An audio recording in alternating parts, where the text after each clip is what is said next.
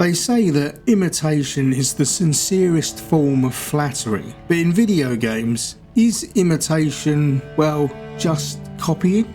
Or can imitation become inspiration? I'm not really sure exactly where I'm going there, but hopefully by the end of this video you'll get what I mean. Hello everyone, welcome back. I took a little break to indulge my creative whims last time out with a video about East London, but this time we are back in the much more familiar setting of playing video games and having thoughts and opinions about them. Recently I started playing 33 Immortals as it was on Game Pass. I could see from the screenshots and video that it looked like an action roguelike, with the added twist of it sort of being an MMO, so I thought I'd give it a go as I've technically already paid for it through my subscription. The immediate comparisons to Hades are quite frankly obvious, from the godly themes to the art style, although to be honest, in places the art reminds me more of Banner Saga, and the combat. But rather than merely imitate, this game has taken its inspiration from Hades and then given it a bit of a twist. There may be other games like this that I don't know about, but for me, this is the first that I have seen and played. I'll set the scene, and I won't give too many details away because A, I wouldn't want to ruin it or anything, and B, I didn't really pay much attention, so I literally can't, story-wise anyway. But I am not interested in the story, I am interested in the mechanics of the game. So to give you the quick rundown, you are a sort of immortal spirit and you need to fight your way through some form of hell to ascension. So far, so Hades. You get to choose one of 4 weapons, a bow, a big sword, some daggers and a staff. It is 4 at present anyway. I noticed that there are other plinths, so that might suggest more options later.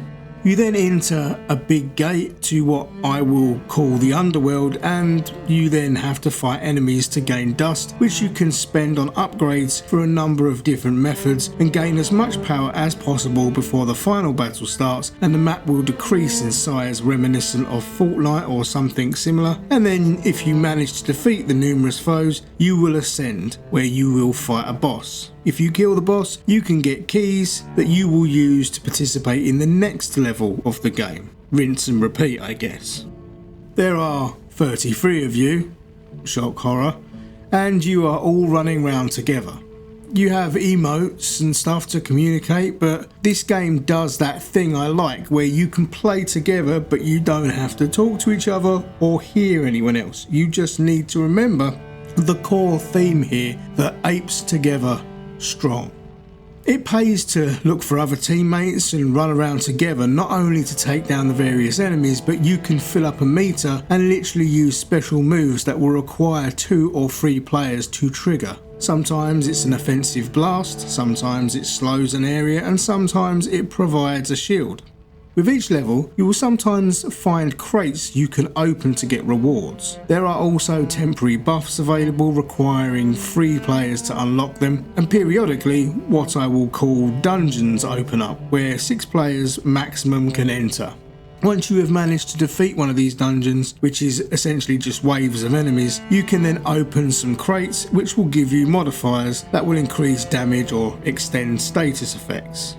Also, dotted throughout the map are points where you can spend the resources you collect while killing enemies, and they also allow you to increase your damage or your health, etc. Sometimes random attacks will rain from the sky as some church bells sound and you have to dodge explosions everywhere.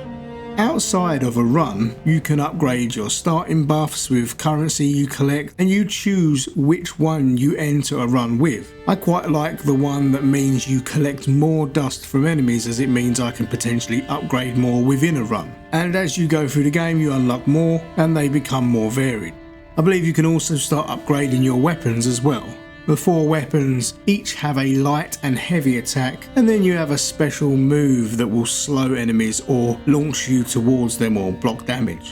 You have several meters you need to pay attention to in your health, your magic and your co-op ability. Also your dust meter, which when full means you can buy another upgrade. I am paraphrasing the game, they call these things something different, but I can't be fucked and look up exactly what they are. You get the picture. So all told, it is a fairly simple system, but with a blend of permanent starting upgrades and unlocking items to collect on a run to create your build like any other roguelike. The more you do it, the more you earn, the more you can invest, the stronger you become. It is a lot of fun, and I definitely see it as a pick up and play type game for when that particular itch needs to be scratched. But as of yet, I don't know how much depth it contains. I think Hades still pips it in terms of snappiness and overall play feel, but it is legitimately a lot of fun. But I think what I kinda like about it is how, while it is fucking blatantly obvious where it's drawing its influences from, it has gone the extra mile to innovate upon them and do something different, rather than just go for the cut and paste rip-off. One thing that really pisses me off is when you look through Steam and loads of uninspired hacks just copy the latest game du jour. It's just fucking lazy and infuriating. Just type Survivor into Steam and see the insane amounts of Vampire Survivor rip-offs of varying quality. Some are good, most of them are just cheap and shit. Currently I believe Balatro is getting the same kind of treatment. I know creativity is hard, and you could argue that there are no truly unique ideas anymore, but fucking hell, at least have a go. When I used to write songs for various metal and hardcore bands I was in, I would often take inspiration from a particular song from another band, because like I just said, there aren't really new ideas and there are literally only so many combinations of chords and notes. But what I would do is, rather than copying the notes and copying the riff, I would try and listen to it and discern what is the essence of the riff, what is it I like about the feeling of this part of the music, and then I would try and use that as inspiration when writing my own.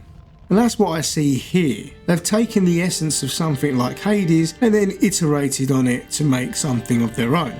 Now, as it happens, I found out whilst I was writing the script that this game is by the people that made Spiritfarer, which is a very different game. But it makes sense now when you look at it, because one thing that they do very well is presentation, and Spiritfarer was a very good game. So it's also nice to see them do something different. It's on Game Pass, so you should definitely have a go if you like these types of games. But on the Epic Store, it is priced at £15, which I would say is the perfect price point for a game like this, even if you only ended up playing for a week. I think that the low barrier to entry on platforms like Steam means it's inevitable that we are going to get these floods of imitations, and many of them are from small developers, maybe even solo developers that followed a tutorial and they're just trying to get something out there. So Hades should be flattered, but not offended.